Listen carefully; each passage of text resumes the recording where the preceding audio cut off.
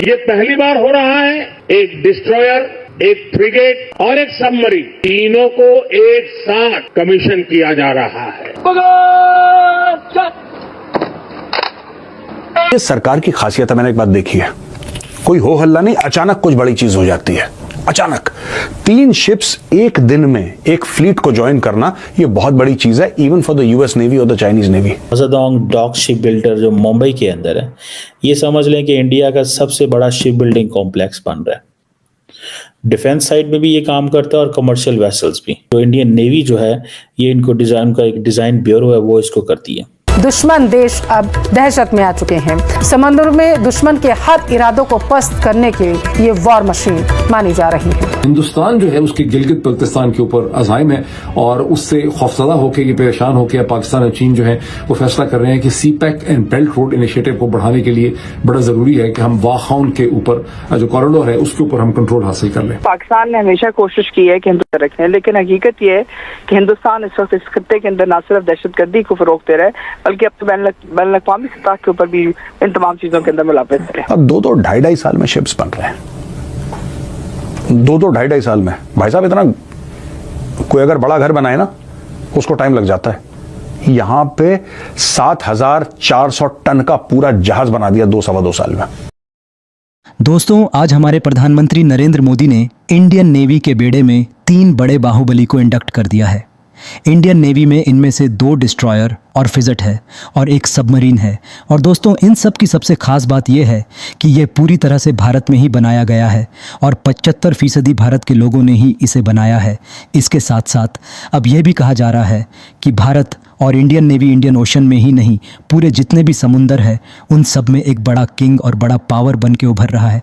जिस तरह से लगातार भारत अपनी नेवी की कैपेबिलिटीज़ में बढ़ावा कर रहा है, जिसे देख करके हमारे जितने भी दुश्मन हैं जैसे कि चाइना और पाकिस्तान, उनके पसीने छूट रहे हैं और उन्हें समझ में नहीं आ रहा है कि वे भारत से अब किस तरह से टैकल करें।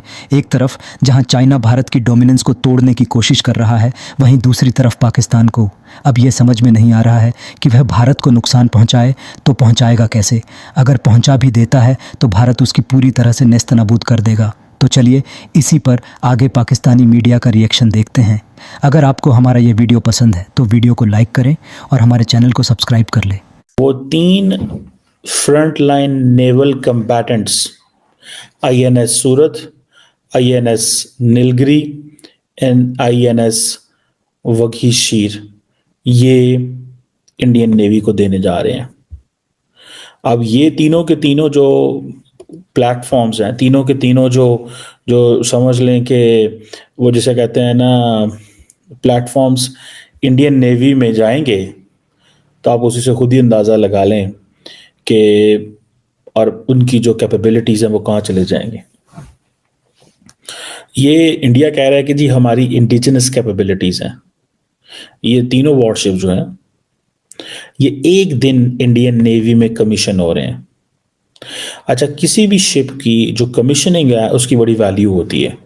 वो हमेशा याद रखा जाता है कि ये कब कमीशन हुई, कब बनी, कब आई।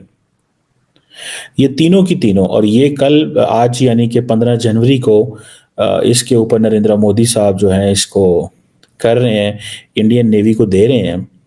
अब ये जो नीलगिरी जो है, ये कहा जाता है कि इनका एक प्रोजेक्ट था इंडियन नेवी का 17A, इसे कहते हैं नीलगिरी क्लास फ्रिगेट्स।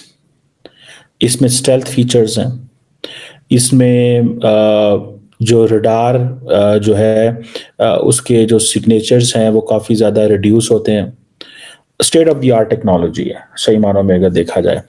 दूसरा ये सूरत है, समझ लें कि ये फॉलो अप है जो on class two the Kolkata class project 15A destroyer.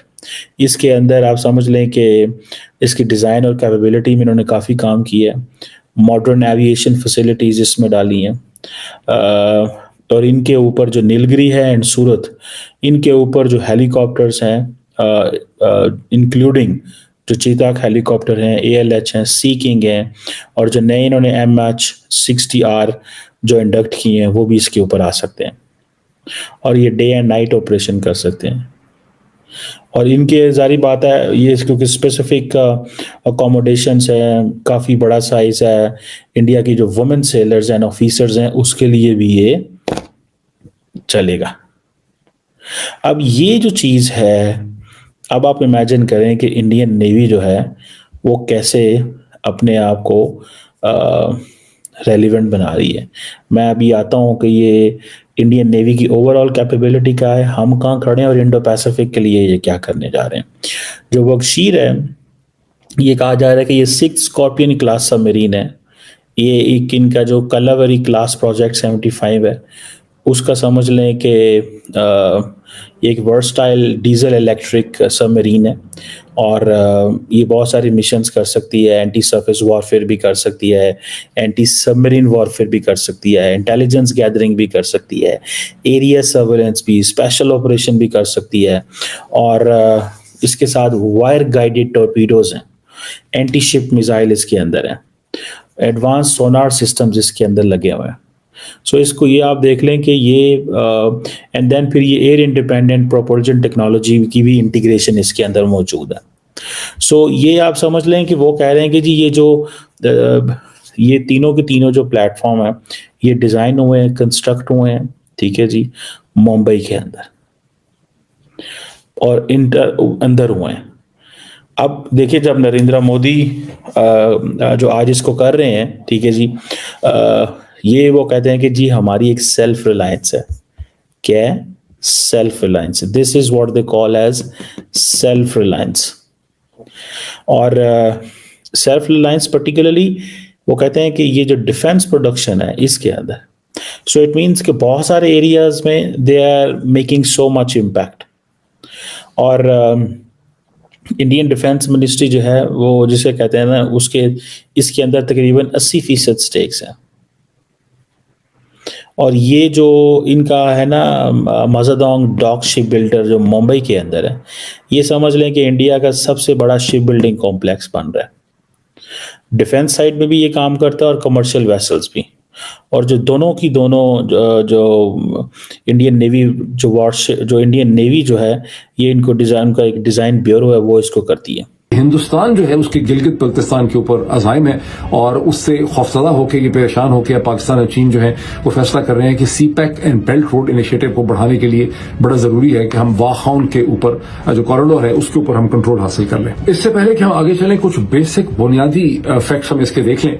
वाखाउन corridor एक छोटी सी ज्योग्राफिकल स्ट्रिप है अफगानिस्तान के ईस्ट में, जिसके एक तरफ एक्सट्रीम ईस्ट के ऊपर इसके चाइना है, नॉर्थ में इसके ताजिकिस्तान है, साउथ में इसके पाकिस्तान है। साइज इसका मुख्तलिफ जगहों पे मुख्तलिफ लोगों ने मुख्तलिफ ही लिखा हुआ है, लेकिन अक्सर जगहों पे ये लिखा है कि इसका साइज इसकी जो विड्थ है वो तकरीबन अंदाजन 30 से 34 किलोमीटर है और इसकी जो लेंथ है वो तकरीबन 300 किलोमीटर से ज्यादा है, 323 किलोमीटर तक लिखा गया।